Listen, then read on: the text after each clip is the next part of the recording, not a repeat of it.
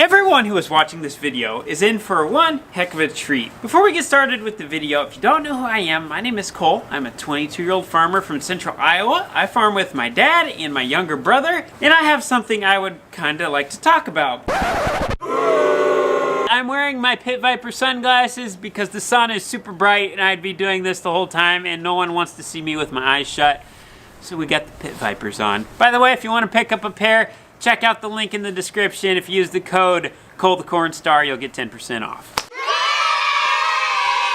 I think a lot of people really misunderstand what actually goes on with the farm's financials. I mean, farmers are driving around with $500,000 combines and $300,000 tractors. They have to be making tons of money, right? Well, that's not always the case. In this video, I'm going to get very personal. I'm going to actually go in behind the scenes on our own 1,700 acre operation. And I'm going to break down all of our income and all of our expenses. And I'm hoping I can shine a little light onto what goes on here on the farm. I would say we're pretty much the average farm. And I'm not here to say our business is perfectly efficient and 100% correct in every way. We definitely have a lot of room to improve. No one's perfect, and we are trying our best. Like I said just a little bit ago, this video is very personal, and that's because I'm going to be using our farm's actual numbers, mostly. I have a couple rules. Now, the first rule is I'm not going to be using our farm's actual income and our actual rent expenses. I'm going to be using averages from the Iowa State University Extension website. They put together some really good stuff there, so I'm going to be based off that for the state of Iowa. I really don't care if anyone knows how much money I have or how much money I make, but I do not want to put our farm at a competitive disadvantage compared to all our neighbors. I don't really want them knowing all of our information, so that's why we're doing that. And the second thing is I'm going to be rounding all the numbers to the nearest thousand because no one wants to hear me say $149,251.99 for every single item that we're adding together. It makes a lot of unnecessary chit chat. The third thing, just because our farm is paying for it doesn't mean other farms are paying for it. Remember, not every farm is cookie cutter. And lastly, this video is intended to just show the shell of how the financials behind a farm work. It's not designed to be a pity video at all. In other words, what I'm saying is, please don't feel sorry for me, or any other farmer for that matter. I know what goes on our farm is 100% our responsibility, and what applies on our farm isn't going to apply on another farm. Farming in central Iowa is a lot different than farming in western Montana. Oh yeah, I forgot about one last thing. I'm going to be going based off the 2018 crop because I have all the numbers for 2018. All the 2019 numbers are not out yet. Oh yeah, one last thing. I'm going to miss something, and I don't always do everything 100% correctly. Nobody does. This is a real life farm in the real life world. So I'm just putting it out there how we do it. So if I do miss something, please feel free to write it down in the comments. By the way, if you enjoyed this video and learned something from it, could you please give it a thumbs up? This video took me a lot of time to make. Thank you.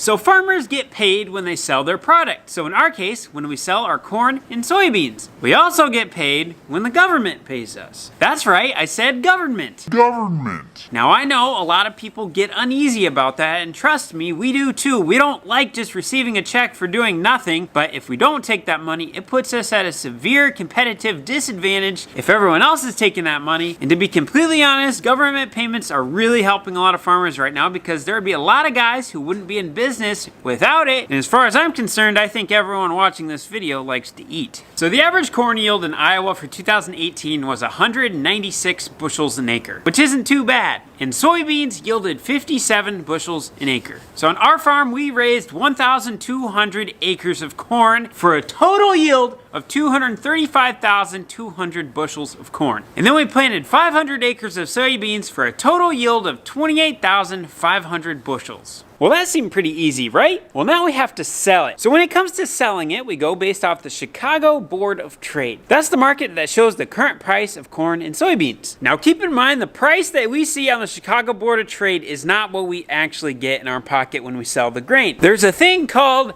basis. So let's say the Chicago Board of Trade says corn is $4 a bushel, but there's a lot of local buyers around that don't really need a lot of corn right now, so they're only offering $3 a bushel. That dollar a bushel difference is the basis. So when places are really needing grain, they're gonna have a smaller basis. I've even seen places have a positive basis, meaning they are paying higher than the Board of Trade. But when places don't need grain, they have a low basis. A normal basis is usually around 30 to 70 cents under the Board of Trade. So when the basis is taken out, that makes a cash sale. Now, since some farmers are great marketers, some are average marketers, and most are terrible marketers, I just found the high cash price for 2018, the average, and the low.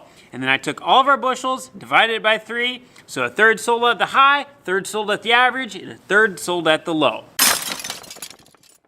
This might not be the most perfect way to do it, but that's how we're doing it for the simplicity's sake of the video. So a third of our 235,200 bushels of corn is 78,400 bushels. According to Iowa State's site, the highest cash price for corn last year was $3.57. The average was $3.41, and the low was $3.24. So all those corn bushels sold for $801,000. And of course, we can't forget about soybeans. So out of our 28,500 bushels of soybeans, dividing that into thirds brings it into 9,500 bushel segments. Now, once again, according to Iowa State's website, the high soybean cash price was $9.75, the average was $9.05, and the low was $8.38. So here on the farm, we sold all of our soybeans for $259,000. So when we add our corn sales and our soybean sales, that gives us an income of $1,060,000. Oh, but wait, remember those government payments I was talking about earlier? This is where they come into play. So in 2018, the United States government came out with the Market Facilitation Program, aka MFP payments. So the MFP payments paid a penny per bushel of corn raised in 2018 and $1.65 per bushel of soybeans raised in 2018. So on our farm, the MFP program paid us $2,000 for corn and $47,000 for soybeans. So when we add our MFP payment to the rest of our sales, that brings us to a total income of $1,109,000. Now there is something I want people to keep in mind. When we sell our grain to a buyer, the price we get is for corn that is 100% perfect condition. Say there's a little damage to the corn, or there's a little smell, or if bugs somehow got in there, all those things can have a dock. So a normal dock is usually 5 to 15 cents a bushel, but if something's really bad, say a hot spot gets in the middle of a bin, which can easily happen, that dock can be up to 40 cents a bushel. Now in the case of our farm, we can store almost all of our crop in our own grain bins in our own buildings. But there is some grain that we weren't able to store in our own storage because we simply didn't have the room. So we had to bring that grain to the co-op. Now our local co-op is a place that has millions of bushels worth of corn and soybean storage. And so what they do is when we bring our corn in there, they store the grain for us. To store grain at our local co-op, it costs 15 cents a bushel for the first 90 days, no matter what. So if we decided to sell our grain after being in there for 30 days, it still costs us 15 cents a bushel to store it. And then every month that's additional after 90 days is 3 cents a bushel. So if we decided to store our grain there for an entire year, it would cost us 42 cents a bushel just to have it sitting in storage. So what the hope is, by being able to store the grain, a farmer will be able to capture a higher price in the future than what it is right now. So when a farmer has storage on their own farm, while it's not completely free, oftentimes it is significantly cheaper than taking it to a co-op.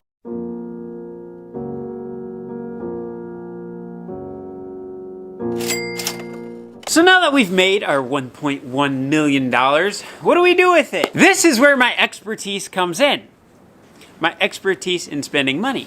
Because farmers have a lot of expenses. So just to give you guys a little feel for what kind of expenses we're going through here, let's just name them real quick. We got equipment, phones, rent, professional fees, bank loans, fuel, crop insurance, property insurance, employees, trucking expense, repairs, seed, farm supplies, food, utilities, and we can't forget about the miscellaneous expenses. The very first expense that I want to talk about is equipment. Putting together equipment expense for a farm is really difficult because every farm is so different. Some farms run equipment that's 50 years old, some farmers run equipment that's brand spanking new, some farmers own some old, some new, some lease, and some don't. Now, I would give you our equipment financial situation, but since we got a lot of neighbors watching, I really don't want to give that stuff out. So I put together an equipment list for a farm our size on some stuff that's a little newer, some stuff that's a little older, everything we would need for a farm our size. If you want to see the individual items here on the screen, pause it and you can see what I have listed for everything. But with this equipment here, I figured it costs about $900,000 to purchase it all, and let's just assume for the simplicity's sake of this video that half of it's paid off. So $450,000 stretched over a 5-year equipment plan. That comes out to $50 an acre.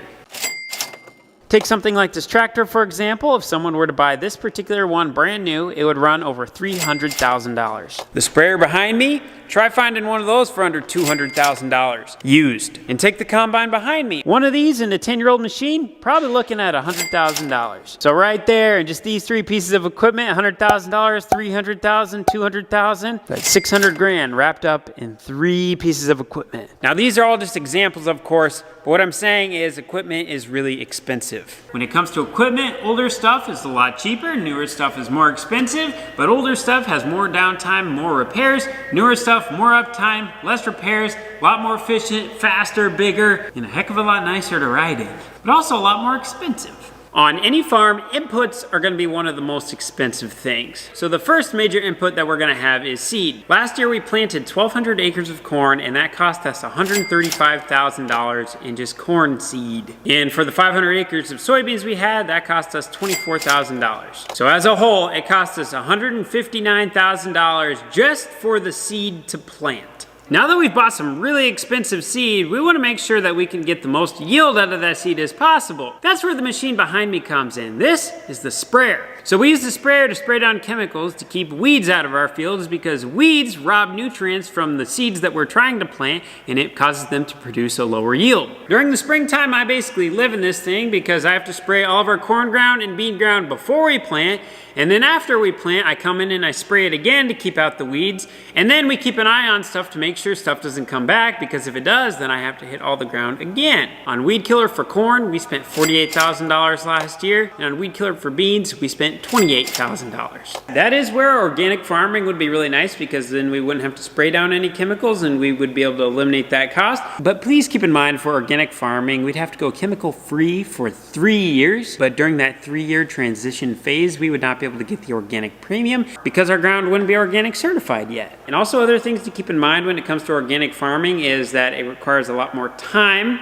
There's a lot more wear and tear on tractors, and a lot more diesel fuel is going to be expended in order to keep weeds out of the crop. And generally speaking, in a well-organized organic field, yields are going to be about half of what we produce, and if weed outbreaks are especially bad, it could be even worse than that. I don't want anyone to think that I'm anti-organic, because I'm not. I think it's absolutely awesome. Just at this point in time, it doesn't make sense for our farm. Also, since we own our own sprayer, we didn't have to pay anyone to applicate for us. Our local applicators charge $6 an acre to spray, and we'd have to go over all of our acres at least twice. So at 1,700 acres hit twice, that's 3,400 acres at $6 an acre. That's what it would cost just to run the machine over those acres. But since we own this one, we don't have to pay that. It's one of the reasons why we own it. And this brings us to our last major input, and that's fertilizer. Think of fertilizer as nutrients and vitamins for a plant to grow big, strong, healthy, and yield a lot of corn. There's 2 different types of fertilizer we put on: dry fertilizer and liquid fertilizer. Dry fertilizer is put on in the fall after we're done harvesting,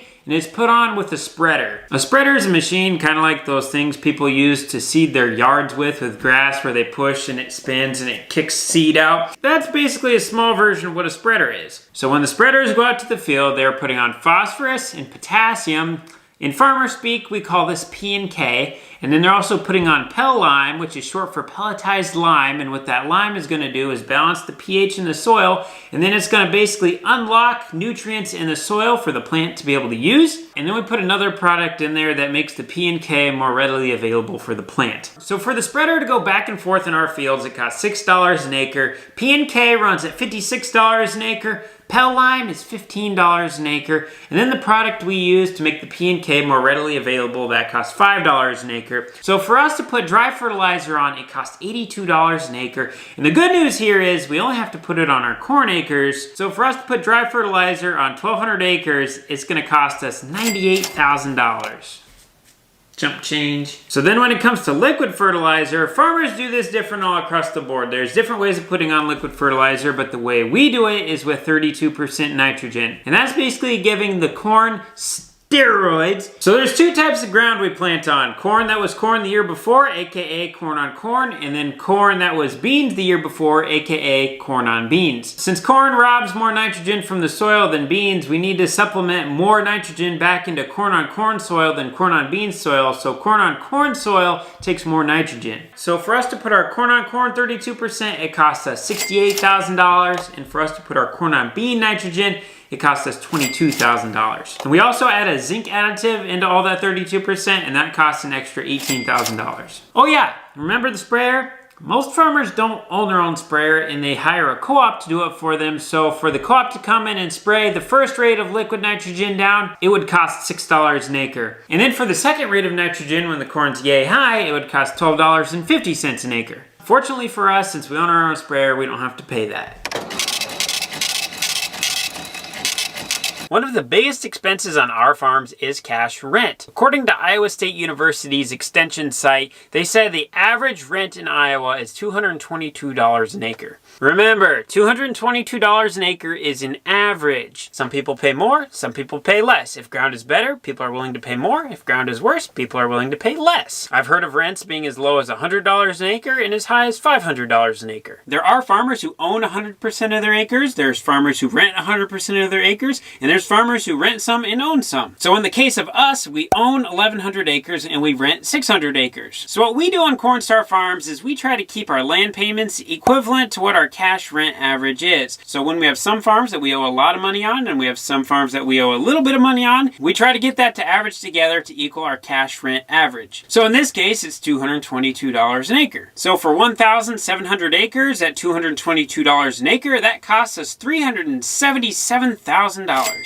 Cole, if land is so expensive to rent, why don't you just go to a landlord and have them lower the price of rent? That's a really good idea. But it's not that easy. The best thing I can compare it to is try going to a landlord on a house and saying, hey, lower the rent for me. Good luck. There are some landlords who are really good to work with and will work with the farmer on their rents and understand when prices are low, they're not going to be able to pay as much for rent, and when prices are high, they're going to be able to pay a little more.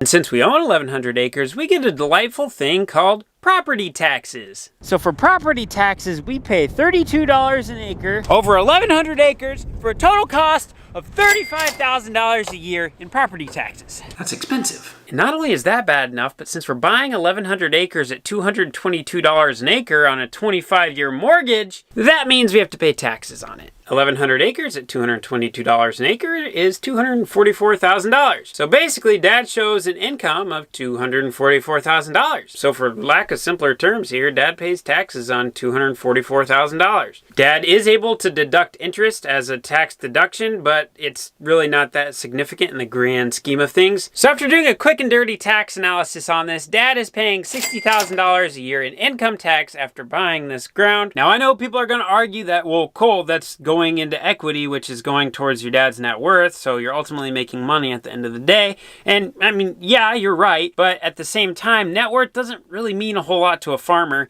because we're never planning on selling any of this stuff, so it's money that goes into something, and yes, on paper it is adding to our net worth, but it's kind of like having a $3 million Bugatti that you're not allowed to sell. And it honestly really takes a farmer to understand that net worth really doesn't mean anything. I know this might get a lot of people fired up, but at the end of the day, we're never looking at our net worth because net worth doesn't pay the bills, and we're never planning on selling it anyway, so it doesn't really matter what it's worth. We're just looking at the cash flow.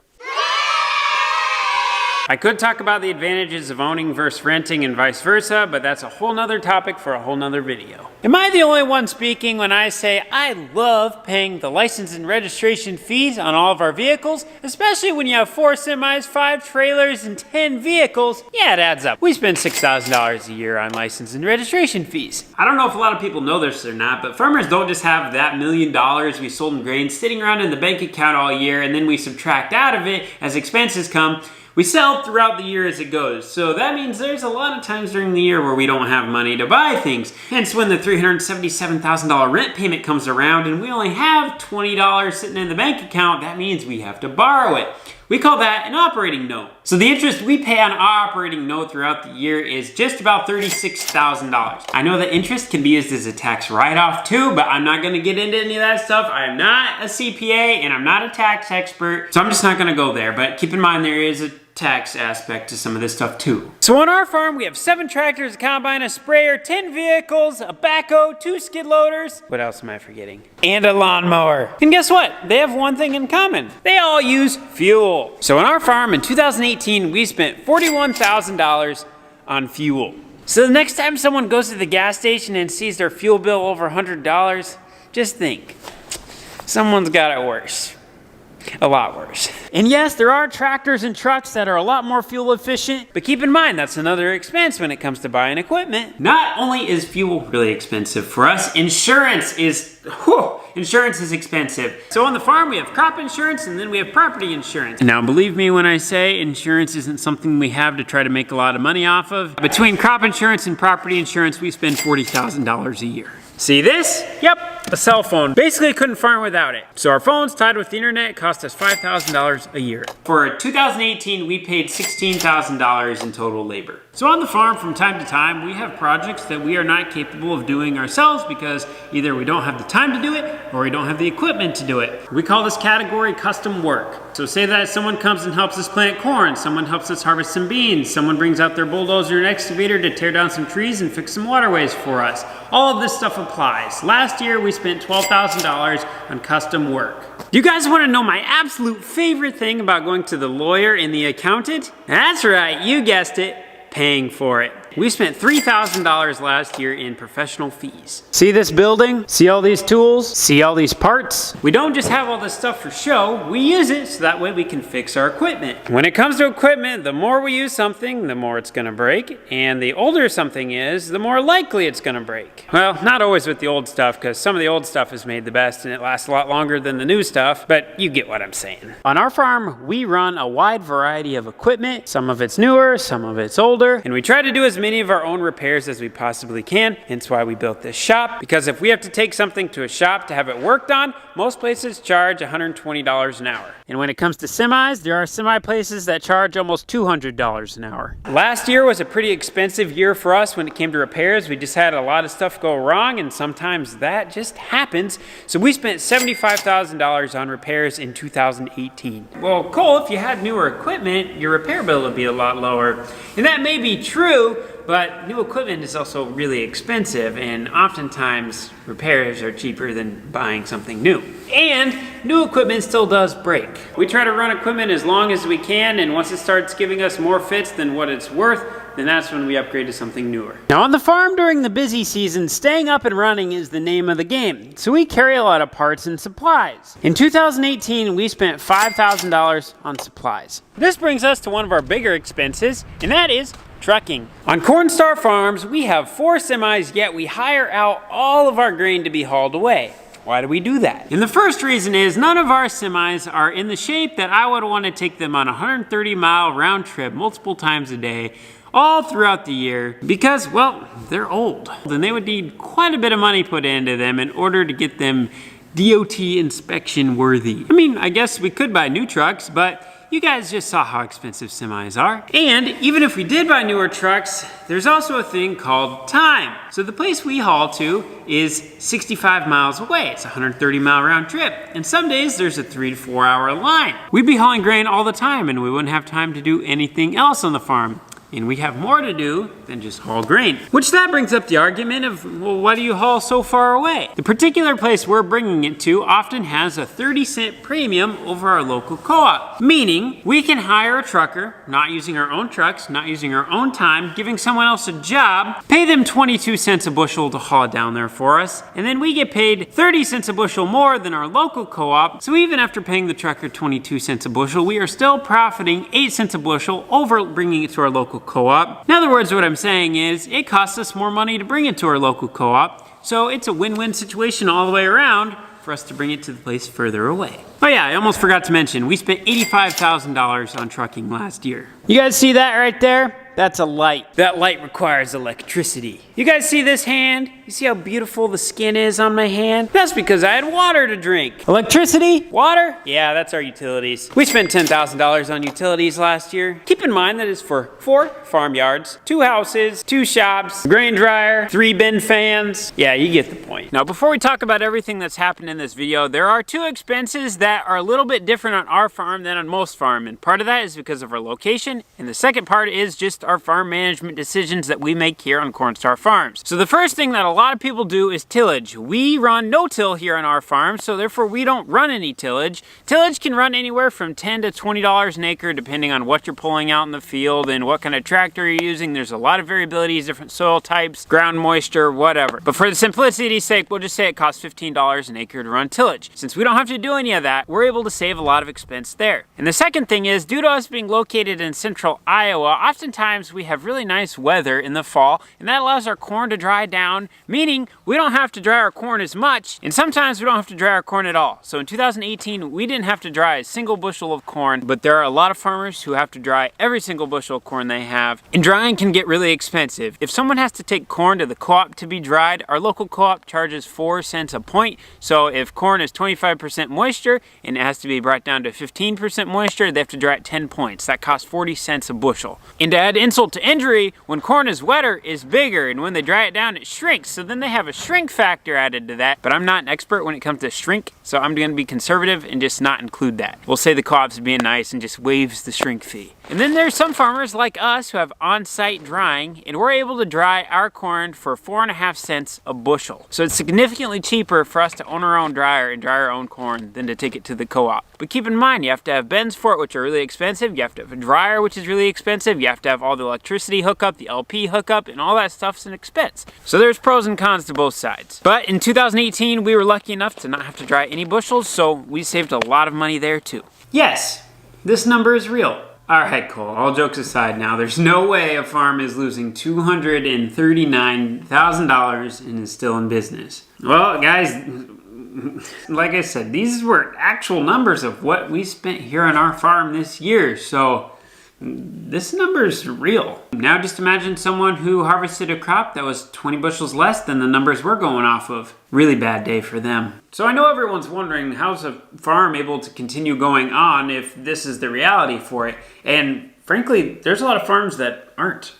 And this loss of money trend isn't anything new. It's been going on for the past 6 years. And really, there's only about 4 things that have been keeping people afloat. And the first one is having good financiers. Having a financer that is able to work with the grower, that is able to refinance things out longer to make payments lower, to help a farmer scoot by. Those kind of deals have been really helping a lot of farmers scoot along. And the second one being is most farmers have more than one source of income, meaning they're working more than one job. I know in the case of our farm, we have a few investments that cash flow. We have our grave digging business. I have my YouTube channel. My brother has his hay baling business. And then Mama Cornstar works full time. So everyone watching really needs to give Mama Cornstar a high five, a hug, and a thank you, because without her job, the farm wouldn't be here. There were a few years where we were so tight financially that it was Mom's income that kept the farm afloat. So thank you, Mom. The third thing that's keeping farmers afloat is government payments. This $239,000 loss is with a $49,000 government payment.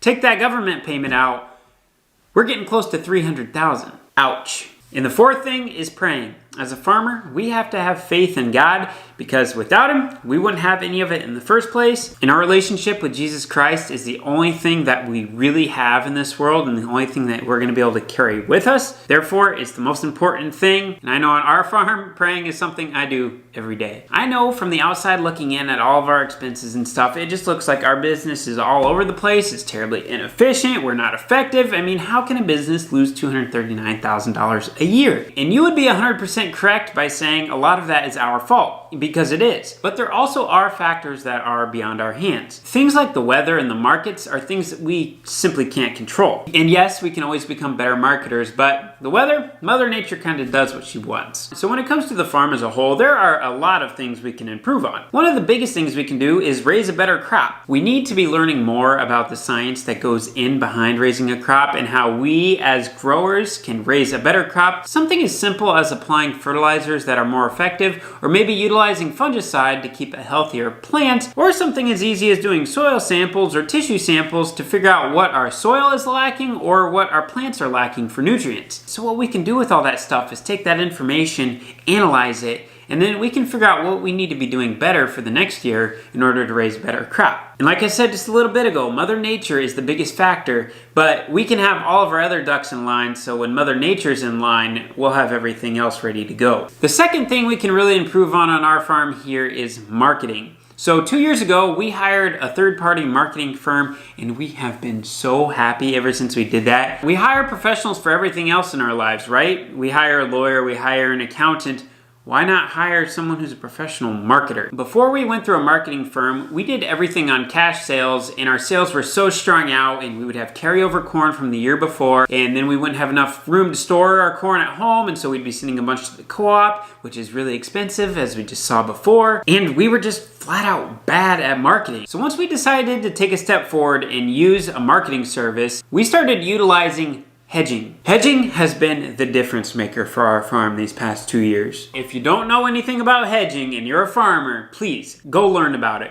If you don't want to learn about it, go find someone who knows about it, because it is the biggest marketing tool that we have used on our farm, hands down, honestly, probably ever. Fun fact, you can make money off the market when it's going down by utilizing hedging. I'm telling you, look into it. And then lastly, the third thing we can do is simply tighten up our belts. Maybe I can keep Daddy Cornstar away from a few more auctions so he doesn't have to do impulse auger buys all the time. Or maybe I can keep Cooper out of the parts store so he's not buying so many tools all the time. Those $500 purchases just really add up over time, and they make a big difference as time goes on. Just for the fun of it, I crunched some numbers just to see what kind of prices, what kind of yield we would need in order to break even. And before I get started in that, I just want to brush on something real quick. Farmers don't do what they do for the money. Frankly, in farming, most years there's not any money in it at all. And yes, every now and again there are a few years that are really prosperous for farmers. I mean, look at a lot of things in our operation. We wouldn't have been able to afford them had we not had years that were prosperous. But with that being said, keep in mind, my grandfather farmed for 60 years, and then when my dad was 10 years old, he started farming, so he's been farming for 45 years. So between my dad and grandpa, that's 105 years of blood, sweat, and tears that have been put into the farm, and they worked 100% together their entire life. So everything we have on the farm today is because of them. I can't take credit for anything that's gone on because that's all been on them. I'm just taking the farm from where it's at now, and I'm figuring out all the ways we can improve it and make it better from there. All right, let's get back to the number crunching here. What do we gotta do to get out of the red? Well, basically we have two options. We can get a higher yield, or we can raise the price. So first, let's try raising the yield and keep our same average prices. Since we plant 70% corn and 30% beans, that's how I made up the ratios on how much is needed from each crop. So if we're gonna keep an average price of $3.41 for corn, we need to raise $168,000 in order to reach break even. So in order to do that, we'd have to increase our production 41 bushels an acre, giving us a total yield of 237 bushels an acre. And for soybeans, we need to raise 8,000 more bushels, or a 16 bushel an acre increase. And that would bring our total soybean yield to 73 bushels an acre. And when it comes to keeping the same yield, but raising the price, for corn, we would need to raise the price 71.5 cents, or have $4.13 corn. And for soybeans, we would need to raise the price $2.49 or have $11.55 beans. Those prices are very possible. Corn and soybeans can fluctuate a ton and they can do it very quickly. And in 2019, we have seen some of that in corn, but soybeans have a ways to go. Now, I hope everyone who's watched this video now kind of understands the shell of how the financials behind a farm work. Remember, every farm is different, but there you have it. That's what we do. If you like the video, please give it a thumbs up. And if you have any questions, need clarification on something, or just have any suggestions in general, please write it down in the comments. And if you guys like this style of video, please let me know. This is a lot different than what I normally do, but I enjoy making these, so let me know. And then lastly, if you want to stay tuned for the journey of our farm, please hit the subscribe button. That way you'll be notified when I post, and then you'll be able to tune right in and keep up with our journey. Thanks for watching, everybody.